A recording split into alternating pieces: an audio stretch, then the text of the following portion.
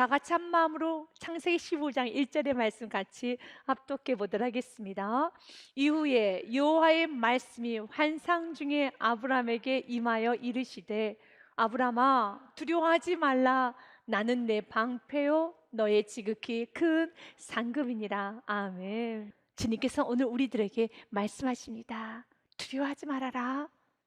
나는 내 방패가 되어줄 것이고 나는 너의 큰 상급이 되어줄 것이다 라고 주님 말씀하고 있습니다. 이런 말씀을 들으면서 우리가 세상 속에 두려움이 느낄 때마다 말씀의 은혜를 받고 그 두려움을 몰아낼 수 있는 은혜가 있어야 되겠습니다.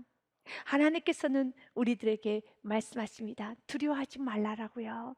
오늘 아브라함이 굉장히 큰 두려움에 빠져 있습니다. 무엇 때문에 아브라함이 이렇게 두려워하고 있을까요?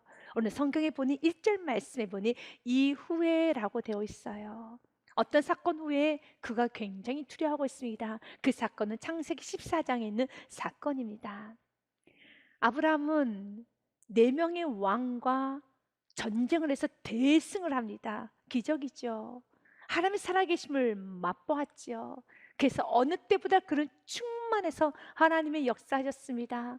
하나님 살아계십니다. 그 세포 하나하나까지 하나님을 찬양하며 기뻐 춤을 추며 성령 충만해야 될 그런 시간인데도 불구하고 아브라함은 얼굴에 어둠의 그림자가 가득합니다. 근심이 가득합니다. 왜 그렇습니까? 4명의 왕과 연합되어서 공격해오는 그 왕들과 전쟁에서 이겼습니다.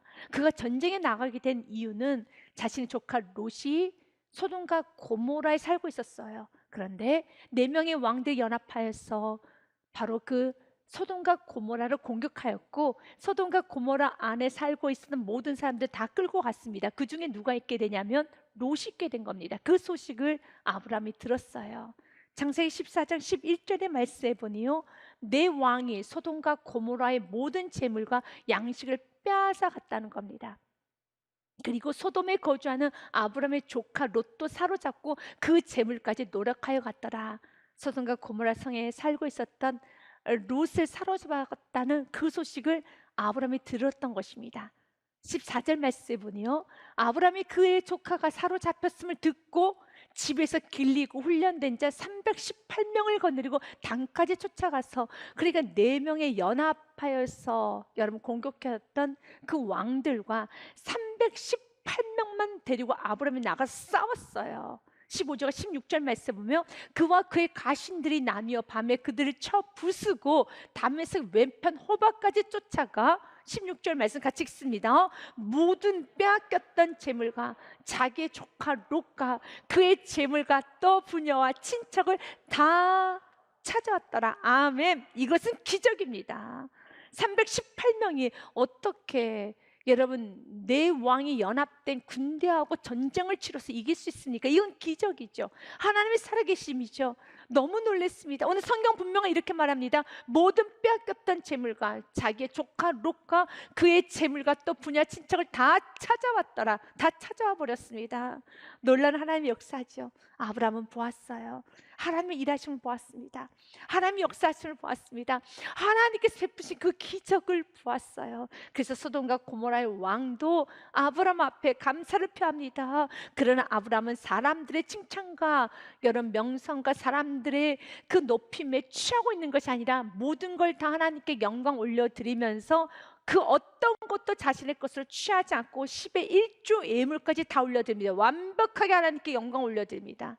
너무너무 완벽하게 영광 올려드립니다. 그런데 그는 근심하고 있어요. 두려워하고 있습니다.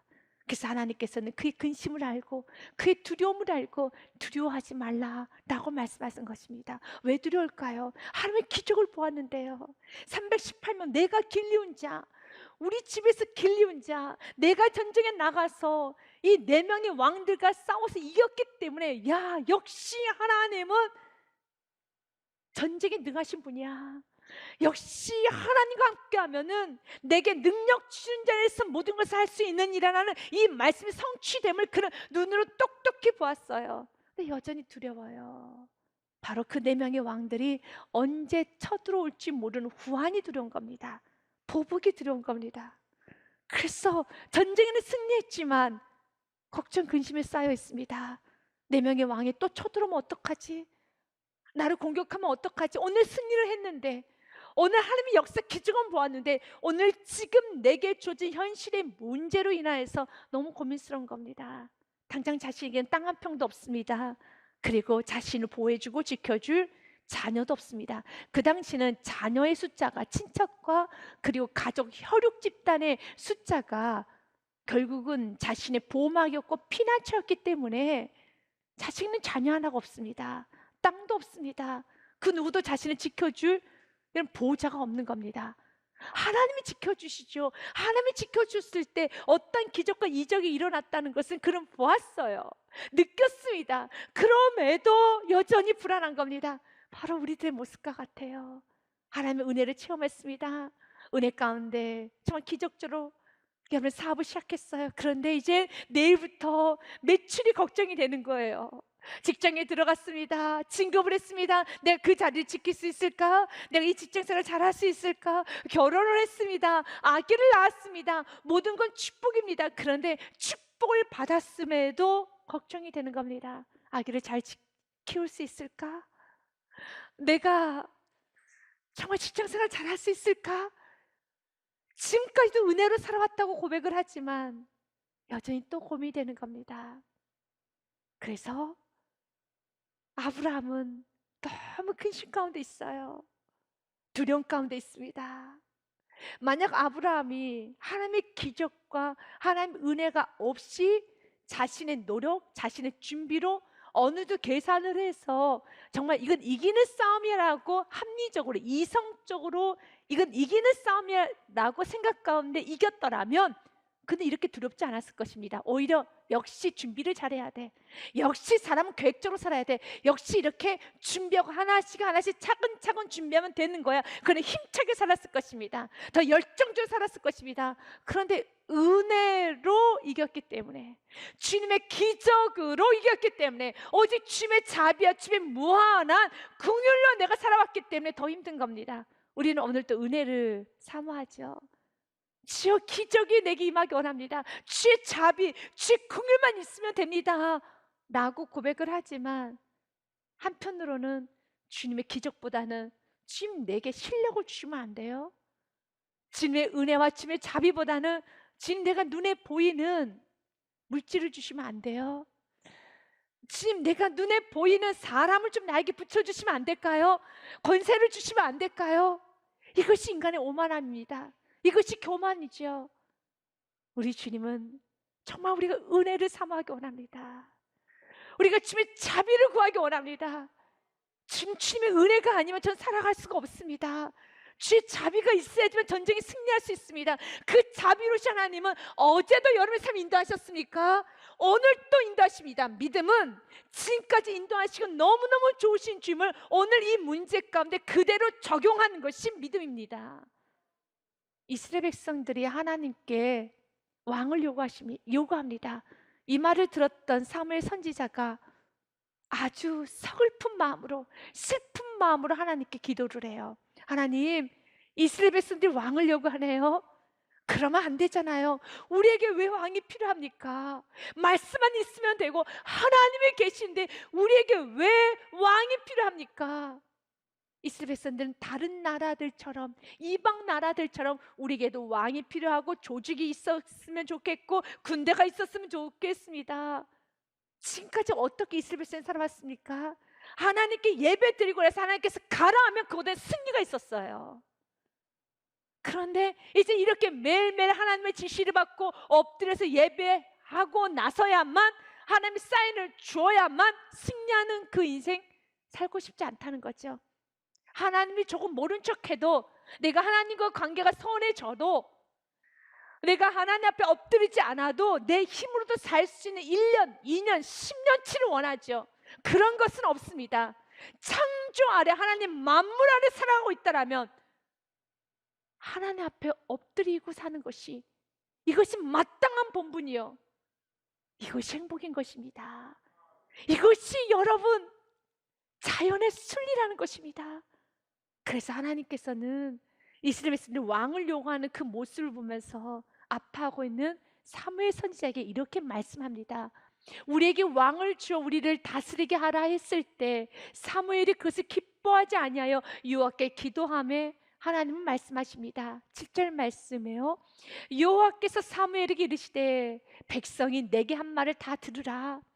이는 그들이 너를 버림이 아니요 나를 버려 자기들의 왕이 되지 못하게 함이니라. 하나님 아셨어요. 사무엘 선지자야, 너를 버린 게 아니야.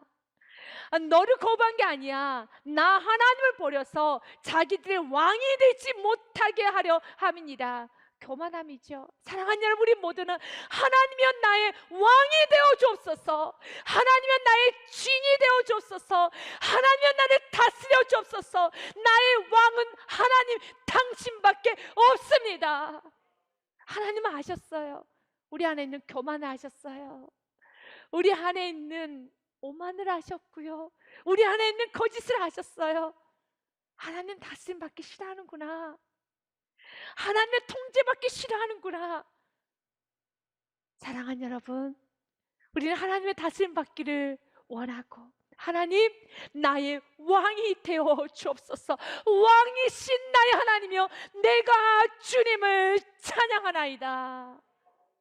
날마다 그 주님을 찬양해야 되는 것입니다.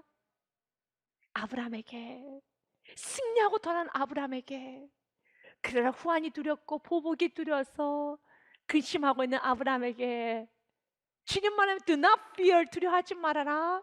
I'm your shield, 내가 너의 피난처가 되어줄 것이고 I'm your very great reward, 내가 너의 상급 보상이 되어줄게 라고 합니다. 하나님이 친히 나의 방패가 되어주신다는 말씀은 너무 귀한 말씀이에요. 하나님 나의 보호막이 되어주신다는 거죠. 하나님 나를 지켜주신다는 겁니다.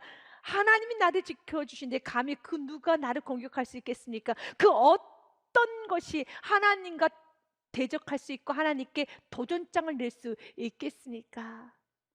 그 누구도 하나님께 도전장을 못 내요. 그 하나님이 친히 나의 방패가 되어주신다는 겁니다. 여러분의 가정의 방패가 되어주시고, 여러분 사업장, 여러분 일터에, 여러분의 앞날에, 이 나라 이 민족에 하나님이 친히 방패가 되어주신다는 겁니다.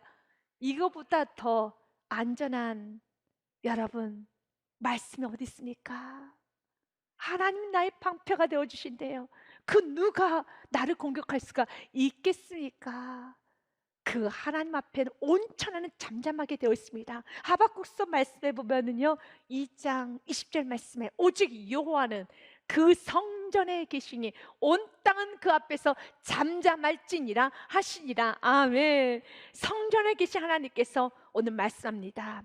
온 땅이 그 앞에서 잠잠케 하시는, 온 땅은 그 앞에서 엎드려 부복하면서 오직 하나님만을 찬양하는 그 전지전능하시고 천재 창조시며 만물의 주관이신 하나님께서 친히 우리에게 말씀하십니다. 두려워하지 말아라. 내가 너의 방패가 되어줄게. 아멘. 난 내가 너의 상급이 되어줄게. 상급이라는 것은 보상입니다. 하나님 친히 내 인생에 보상이 되어주신다는 거예요. 하나님이 친히 나에게 선물로 내가 너 줄게. 하나님이 친히 나의 상급이 되어주신다는 거예요. 나 하나님을 너에게 줄게. 하나님 우리에게 주시겠다는 겁니다. 이 말은 하나님의 능력을 주시겠다는 것이고, 하나님의 지혜를 주시겠다는 것이고, 하나님의 권능을 주시겠다는 것이고, 하나님의 거룩을 주시겠다는 것이고, 하나님의 성품을 주시겠다는 것입니다. 하나님 자체를 주시겠다는 거예요. 우리에게는 하나님의 DNA가 있어요. 하나님의 속성이 있습니다. 하나님의 성품이 있습니다. 하나님의 지혜가 있습니다. 내 안에 하나님의 능력이 있습니다. 내 안에 하나님의 권능이 있고 하나님의 사랑이 있습니다. 결코 여러분은 적은 자가 아니에요. 결코 여러분은 작은 자가 아닙니다. 여러분 안에 하나님의 DNA가 있다는 것입니다. 요한복음 15장 4절 말씀 보면 주님께서는 우리에게 허락하여 줬습니다. 내 안에 거하라. 나도 너희 안에 거하리라. 천지를 만드신 하나님이 내 안에 거한다고요? 이건 놀라운 축복이에요. 이건 놀라운 말씀입니다. 같이 읽겠습니다. 내 안에 거하라. 나도 너희 안에 거하리라. 가지가 포도나무에 붙어있지 아니하면 스스로 열매를 맺을 수 없음같이 너희도 내 안에 있지 아니하면 그러하리라. 아멘. 사랑하는 여러분, 이것은 이 말씀만 믿어진다면, 이 말씀만 우리가 믿어진다면 우리는 세상을 다 가진 겁니다. 내 안에 거하라. 주님께서 허락하셨어요. 들어와라. 주님께서 오늘 말씀합니다. 내 안에 거하라. 나도 너희 안에 거하리라. 지저분한 나에게, 연약한 나에게, 여전히 부족하고 여전히 무능하고 여전히 아무것도 없는 나에게 주님 말씀합니다. 내가 너 안에 거하리라. 주님의 능력이 내 안에 거한다는 겁니다. 주님의 권능이 내 안에 거한다는 겁니다. 주님의 지혜가 내 안에 있다는 겁니다. 주님께서 내 안에 거해 주시겠다는 것입니다. 얼마나 큰 위로가 됩니까? 그래서 여러분은 결코 적은 자가 아니에요. 여러분은 결코 혼자가 아닙니다. 여러분은 결코 낮은 자가 아닙니다. 여러분 세상이 감당 못하는 자라는 겁니다. 안단다 아브라함아, 4명의 왕이 또 연합해서 너를 공격한다는 그 두려움, 그 보복에 대한 두려움, 나는 알고 있었어. 너가 그렇게 좀 두려워하고 있다는 거, 너의 지금 작은 신음, 아픔, 우리 지금 여러분의 아픔을 알고 있습니다. 여러분 무엇 때문에 걱정하고 있는지, 무엇 때문에 두려워하고 있는지, 어떤 것 때문에 여러분들 고민하고 있는지 알고 있단다. 오늘 여러분 축복을 받았음에도, 오늘 결혼을 했고 직장생활하고 진급을 하고 사업장을 여러분이 오픈을 했고 또 여러분들 여러 가지 은혜를 받았으며 많은 걸 시작했어도 이걸 어떻게 감당하지? 내일은 또 어떻게 살지? 무엇을 먹지? 무엇을 마실지? 난 또 어떻게 살지? 알아. 그런데 걱정하지 마. 내일은 내가 책임져 줄 것이고, 내가 오늘 너의 방패가 되어 줄 것이고, 내가 오늘 너의 상급이 되어 줄 것이란다. 그러면서 주님께서는 오늘 아브라함에게 다시 한번 그의 믿음을 경고케 하면서 아브라함에게 도전합니다. 내 씨로 말미암아 나는 너를 통하여서 큰 민족을 이룰 것이란다. 아브라함은 하나님께 위로를 받았어요. 하나님께 큰 은혜를 받았습니다. 그럼에도 아브라함은 하나님께 다시 질문합니다. 현실적인 질문합니다. 하나님, 아브라함이 이르되 주 여호와여 무엇을 내게 주시려 하시나이까? 나는 자식이 없사오니 나의 상속자는 이 다메섹 사람 엘리에셀이니이다. 사랑하는 여러분, 하나님께 현실적인 문제를 아뢰는 것은 믿음 없는 것이 아닙니다. 아니, 이렇게 두려워하지 말라, 내가 너의 큰 상급이 되어줄게, 내가 너의 방패가 되어줄게 라는 이 말씀을 들었는데 어떻게 2절의 말씀을 할 수 있어? 이건 너무 불손한 것이지, 불신앙이지. 맞아요. 1절 말씀 은혜를 받고 여러분 현장에 나갈 수도 있습니다. 그러나 고민이 된다면 아브라함은 너무 고민이 되는 거예요. 그의 나이 85세입니다. 후견인이 없습니다. 상속자가 없습니다. 그래서 그가 현실적인 문제 가운데 주님께 아뢰는 겁니다. 주님은 우리가 현실적인 문제를 가지고 주님께 있는 모습 그대로 하나씩 아뢰는 거 하나님 기뻐하십니다. 아뢰십시오. 그러면 하나님께서 응답을 주실 것입니다. 여기서 믿음의 사람과 겸손의 사람과 교만한 사람과 불신앙의 사람이 갈라지는 거예요. 하나님께서 말씀하시면 여러분 아브라함은 아멘 하였습니다. 우리가 주님께 아뢰십시오. 여러분의 고민을 아뢰시고 여러분의 의견을 제시하십시오. 그러나 주님께서 그 의견을 제시했을 때 그 의견에 주님께서 말씀하셨으면 그 말씀 앞에는 여러분이 아멘일 때 여러분의 삶이 의로워지는 것입니다. 아브라함은 하나님께 이렇게 말합니다. 하나님, 지금 최선의 방법은 이 상황에서 최선의 방법은 차선책은 엘리에셀입니다. 엘리에셀. 3절 말씀에 보면은 엘리에셀에 대해서 이렇게 말합니다. 아브라함이 또 이르되 주께서 내게 씨를 주지 아니하셨으니 내 집에서 길린 자가 내 상속자가 될 것이니다 라고 합니다. 엘리에셀이 정확히 누구인지는 성경에 기록되어 있지 않기 때문에 잘 알 수가 없습니다. 그러나 엘리에셀의 그 뜻에 보면 엘리에셀은 하나님은 그의 도움이십니다 라는 뜻을 갖고 있다는 것으로 보아 그는 신앙이 좋은, 아브라함의 집에서 길렸다라는 것은 신앙적으로 양육시켰던 어떤 종의 출신이지만 양육을 잘 시켜서 믿음이 좋고 충성스럽고, 그러니까 나의 후견인으로서 이 모든 것을 다 상속받을 만한 괜찮은 인물로 엘레셀을 평가할 수 있습니다. 그래서 하나님께 말하는 겁니다. 하나님, 엘레셀 어떻습니까? 집에서 제가 양육했습니다. 믿음 좋습니다. 말씀을 잘 양육했고, 그리고 그는 충성스러운 자입니다. 그의 성품을 아시잖아요. 하나님, 그는 괜찮은 사람입니다. 엘레셀 괜찮지요? 사랑하는 여러분, 하나님의 약속의 말씀 앞에 여러분들의 차선책은 내세우지 마십시오. 믿음의 사람은 차선책을 내세우는 것이 아니라 약속의 말씀을 그대로 받아들이는 겁니다. 아브라함이 차선책을 찾으며 주님께, 하나님, 엘리에셀도 괜찮으니 엘리에셀로 합시다. 하나님, 띠를 보고자 하나님과 좀 타협을 하고자 할 때 하나님께서는, 아브라함아, 가자, 별 구경하러 가자 라고 말씀하십니다. 오늘 이 시간에도 여러분에게 말합니다. 웅크려 있는 여러분들에게, 힘들어하고 있는 여러분들에게, 어쩔 줄 몰라서 좀 타협하고, 하나님, 저 좀 놔주세요, 저 힘들어요 라고 하는 여러분들에게 하나님 말씀합니다. 가자, 별 구경하러 가자, 나가자. 주님과 함께 나가보십시오. 하늘 바라보십시오. 탁 트인 하늘을 보십시오. 오늘 예배 시간을 통하여서 탁 트인 하늘을 보십시오. 별을 바라보십시오. 여러분을 향해서 축복이 쏟아지는 그 별을 바라보십시오. 주님 말씀합니다. 5절 말씀에 주님께서는 그를 이끌고 밖으로 나가 이르시되, 우리 지금 참 멋져요. 인자하십니다. 이끌고 밖으로 나가는 겁니다. 하루 종일 고민하고 생각하고 하루 종일 자신의 여러분 굴 속에서 웅크려 있는 아브라함을 이끌고 밖으로 나가 이르시되, 하늘을 우러러 무별을 셀 수 있나 보라. 또 그에게 이르시되, 내 자손이 이와 같으리라. 아멘. 별을 바라봐. 별을 바라봐. 믿음은 시선을 옮기는 겁니다. 나를 바라봤던 그 시선을, 환경만 바라봤던 그 시선을 하나님께로 옮기는 거예요. 말씀으로 옮기는 것입니다. 하늘을 바라봐라. 무별을 셀 수 있나 바라봐라. 하늘을 바라보니 촘촘하게 별들이 박혀있는 겁니다. 주님께서 이렇게 말합니다. 그 별이 바로 너의 씨야, 내 자손이 이와 같이 많아질 것이란다. 그런데 너무너무 큰 은혜는, 아브라함은 그 별을 보는 순간에, 하나님 말씀을 듣는 순간에 그 모든 말씀이 믿어지기 시작한다는 겁니다.